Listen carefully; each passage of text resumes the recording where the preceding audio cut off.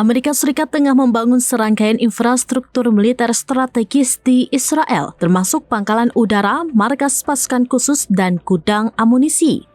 Informasi ini mencuat usai dokumen Korps Zeni Angkatan Darat Amerika Serikat mempublikasikan dokumen daring terkait pembangunan infrastruktur militer Amerika Serikat di Israel.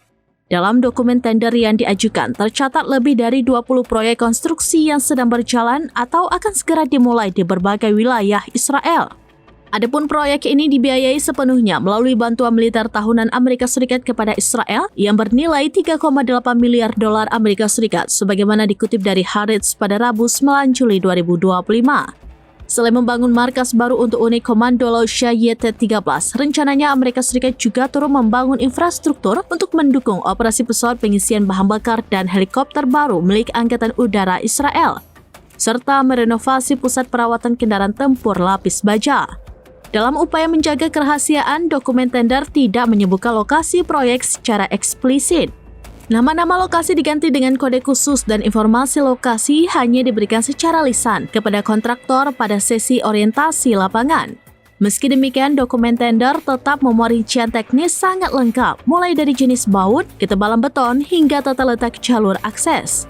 Bahkan beberapa dokumen menyertakan peta dan foto udara yang secara tidak langsung mengungkap lokasi proyek. Menariknya, beberapa dokumen menyebut proyek ini sebagai bagian dari program Tama 38 dan Tama 58. Korps Zeni membantah kaitan proyek tersebut dengan program perkuatan bangunan sipil maupun penanganan limbah di Palestina. Kedua kode itu diklaim hanya digunakan sebagai penamaan internal proyek.